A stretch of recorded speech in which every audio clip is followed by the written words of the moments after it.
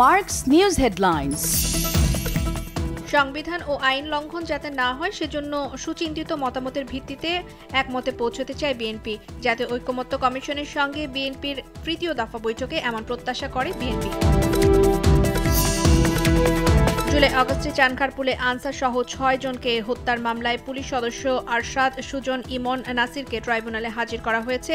এর আগে সোমবার চূড়ান্ত অভিযোগ প্রসিকিউশনে জমা দেয় তদন্ত সংস্থা।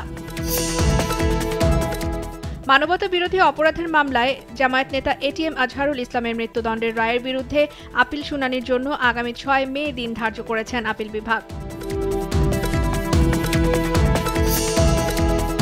আটনা সামিট 2025-এ যোগ দিতে কাতারের রাজধানী দোহায় পৌঁছেছেন প্রধান উপদেষ্টা ড. মোহাম্মদ ইউনূস। সামিটে ইন্টারঅ্যাক্টিভ প্যানেল আলোচনা ছাড়াও গোলটেবিল বৈঠকের মাধ্যমে বিভিন্ন বিষয় নিয়ে আলোচনা হবার কথা রয়েছে।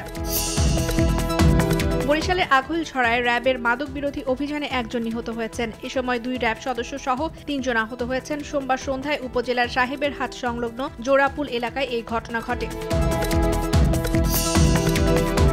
হংকং ইস্যুতে বিরূপ আচরণের অভিযোগে যুক্তরাষ্ট্রের কয়েকজন কংগ্রেস সদস্য, সরকারি কর্মকর্তা ও এনজিও প্রধানদের উপর নিষেধাজ্ঞা আরোপ করেছে চীন। চীনের পররাষ্ট্র মন্ত্রণালয়ের মুখপাত্র গু জিয়াকুন তথ্যটি নিশ্চিত করেছেন। যুক্তরাষ্ট্রে উড্ডয়নের আগে একটি বিমানে আগুন ধরে যাওয়ার ঘটনা ঘটেছে। বিমানটিতে ৩০০ জন যাত্রী থাকলেও সবাই বিমান থেকে বের হয়ে আসতে সক্ষম হয়েছে। এ ঘটনায় আহত হয়েছেন একজন ক্রু। গেল ২৪ ঘন্টায় গাজা ভূখণ্ডে চালানো ইসরায়েলি হামলায় আরও ২৯ ফিলিস্তিনি নিহত হয়েছেন। এদিকে ইয়েমেনের হুতি বিদ্রোহীদের বিরুদ্ধেও কঠোর প্রতিশোধ নিতে ইসরায়েলি বাহিনীকে নির্দেশনা দিয়েছে নেতানিয়াহু।